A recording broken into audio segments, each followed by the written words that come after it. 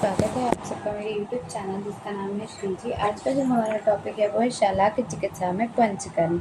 ठीक है, इसके बाद जो टॉपिक है वो है शलाक्य में उपकर्म, और उसके बाद जो टॉपिक है वो है नेत्र चिकित्सा एवं परीक्षा में उपयोगी तंत्र। ठीक है, तो आज मैं शलाक चिकित्सा में पंचकर्म, जो कि शायद 5 मिनट में हो जाएगा।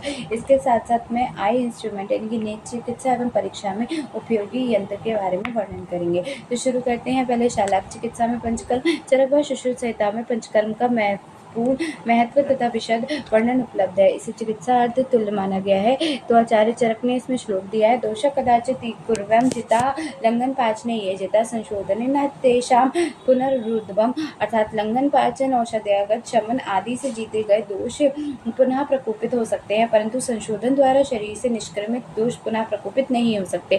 वृद्ध दोषों की चिकित्सा के लिए चरक ने कहा है कि लंघन पाचन दोषनार्थ दोष अवशेषण प्रकार के चिकित्सा उपक्रमों के सर्वाधिक दोष है। चतुष प्रकार संशुद्धि अर्थात वमन विरेचन स्थापन वस्ती है, अर्थात जो दोष की वैषम्य रोग है, दोषों की समता आरोग्यता है। सिद्धांतक विषम दोषों का वमन विरेचन बस्ती के द्वारा जीता जा सकता है। इसके बाद शरीर में वातादि दोषों के शमन के लिए प्रधान शोधन कर्म इस प्रकार है। वात के लिए बस्ती, पित्त के लिए विरेचन, कफ के लिए वमन, वात के लिए प्रधान शमन औषधि तेल, पित्त के लिए घृत तथा कफ के लिए मधु है। यद्यपि वमन आदि का प्रत्यक्ष प्रभाव अक्षिनासिका कर्ण कंठ आदि पर उतना ही होता है जितना कि कोष्ठ पर होता है, परंतु त्रिदोष की उतना व संचय प्रकोप आदि कोष्ठ से ही उत्पन्न हो शलाक्य अधिकारी की व्याधियों को जन्म देता है। पंचकर्म द्वारा उत्पत्ति स्थान पर ही जीते गए दोष शलाक्य व्याधियों की शांति अवश्य करेंगे। ऐसे रोगियों को प्रत्यक्ष भी देखा जा सकता है। अनेक प्रकार पर बृहत्तर द्वारा शलाक्य रोगियों में पंचकर्म का प्रावधान किया गया है। प्रतिशय्या में उत्नाह स्वेद व संकर स्वेद, संघाटक नासा अक्षी रोगों में मधुयष्टि क्वाथ नस्य व तेल, नस्य वातज पिनस में तेल अभिज्ञ व एरन मूल सिद्ध तेल बस्ती, पित्तज पीनस में श्रृंग वेर आदि, घृत पान व जैतादि तेल व घृत नस्य नासा आदि रक्त आदि में मधुर शीर घृत, कफज नस्य कफज पीनस में नाड़ी स्वेद वाड़ी, वातज शिरो रोग में स्नेहन स्वेदन व रासना तेल, नस्य पित्तज शिरो रोग में मधुर तिक्त घृत, नस्य व शिरो अभ्यंग, कफज शिरो रोग में स्वेदन तीक्ष्ण नस्य व तीक्ष्ण बस्ती दी जा सकती है। शंखक रोग में क्षीर बस्ती नस्य, अर्धाव भेदक में स्नेहन पान, नाड़ी स्वेद में दशमूल बस्ती व शिरोधारा दी जाती है। सूर्यवर्त में जीवनीय नस्य, मधुर विरेचन व शिरो अभ्यंग, अनंतवात में बलादक्षादि तेल अभ्यंग, मृदु स्वेदन व क्षीर घृत नस्य। सभी प्रकार के पैतृक रोगों व पाक में यथा आवश्यक यथा विधि रक्त मोक्षण किया जा सकता है। कर्णशूल में बिल्व तेल से कर्पूरक, खालित्य पालित में लंबी अवधि तक अणु तेल नस्य दे, उभय स्नेहन को वातिक अभिषंधि, तिमिर आदि में व पुराण सर्पी को वातिक अभिमन व अभिषंध को लाभकारक कहा गया है। वांगभट वातिक अक्षिपात अभिषंध तिमिर क्रक्षोन्मीलन में स्नेहन का उपदेश किया गया है। विरेचन द्वारा इंद्रियों को बल प्राप्त होता है, ऐसा सुश्रुत का कथन है। चरक ने पैतिक नेत्र रोग यथा नेत्रदाह, नेत्र स्ताव एवं तिमिर में विरेचन की प्रधानता बताई है। सुश्रुत द्वारा अक्षिपाक, कांच, तिमिर व अभिषंध में विरेचन को महत्वपूर्ण माना गया है। इसके लिए वातिक बाहुल्य रोग में एरन तेल दूध के साथ, पित्त प्रधान में त्रिफला घृत व कफज रोग में त्रिवर्त घी का विरेचन उपयोग निर्दिष्ट किया गया है। सिर आचार्य सुश्रुत ने बताया है कि सिर स्थित प्रकोपित बाद शमनार्थ बस्ती का महत्व है। दृष्टिगत रोगों में वमन का निषेध है। धूम्रवर्त में कंठ, मुख, नासिका, शिर व अक्षी से के शूल लाभ होता है, परंतु तिमिर में धूम्रपान निषेध है। वातानुसार वातिक रोगों में नस्य, मूर्धव तेल तथा शिरोधारा अभ्यंग, पीछू अथवा आदि लाभप्रद है। उपसंहार शलाका तंत्र की अनेक व्याधियां आधुनिक मत अनुसार शास्त्र के लिए यक्ष प्रश्नवत अंकुरित हैं। इनके असंख्य रोगी किसी प्रकार के स्टेरॉइड, दर्द निवारण, एंटीबायोटिक आदि रासायनिक दवाइयों से अल्पकालीन लाभ लेते हैं, परंतु दीर्घकालीन दुष्ट प्रभावों को सहने को विवश हो जाते हैं।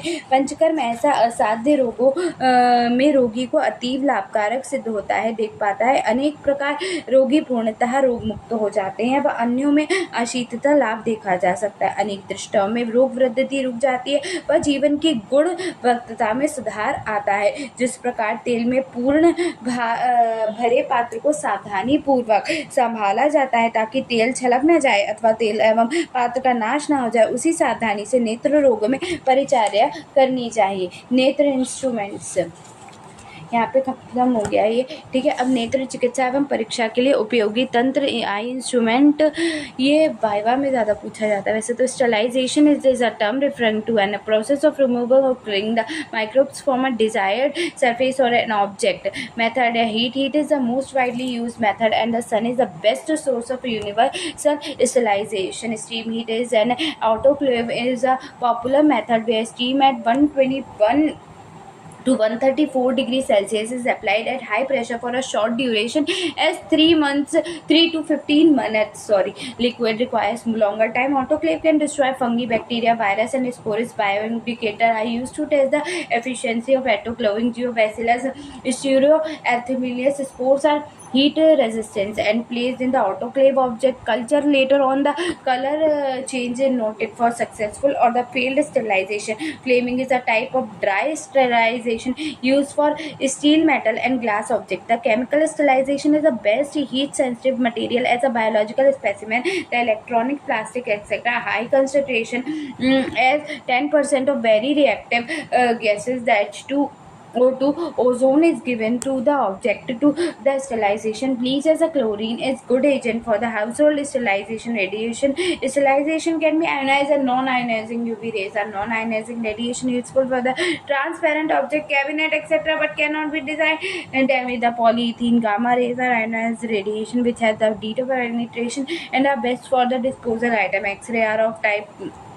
of ionizing radiation. The vira speculum is made of wire and has two limbs attached at one end. It is very light and hence give the little pressure on the eyeball. It is of universal type P uses. It can be used for eyelid separation during the operation on the eyeball such as cataract surgery, squint surgery, removal of the conjunctival and the corneal foreign body, catheterization of corneal ulcer. The corneal sulcus forceps have 1 to 2 tiny fine teeth at the tip. They are attached to the whole corneal scalpel or for the suturing them during the operations. The Aries forceps, this is the tiny forceps with the fine limbs having 1 to 2 teeth on the inner side of the limbs used for the holding the Aries for the purpose of deductomy. The epileptic forceps are the small stout forceps with the blunt and flat ends. These are used to apply the cilia in the tricharis and stipe the lens explosive hook. It is a metal handle with a rounded curve at one end uses to apply the pressure or the limbus at 6 o'clock position during the extraction of the lenses in ICC. To express the nucleation in ECC, the Desmarais or retractor is a saddle shaped application folded on itself at the end of the metal handle. It is used to retract the lids during examination of eyeball in cases of children's and marked balepromy to examine upper fornix to double eversions of the lid. Calasian clamp, it is a forceps with a screw in the upper center of the fixing it tightly. One arm has a round flat disc which is applied on the skin surface and other has the small circular ring which is applied on the conjunctival surface over the chest island, used to fix the chest island during the incision and to obtain the hemositis during the incision of curetage operation. Chazolian scoop has a small cup with the sharp margin attached to a narrow handle to scoop with other content of sagittal corneal scissor. They are the fine and delicate scissor. Curved cutting blades are kept apart by the spring actions uses to enlarge the corneal or corner to cut the sclera and tabicular tissue in the tabicular aorta. Puncture dilators, the natal super, it has a cylindrical material handle with a conical tipped.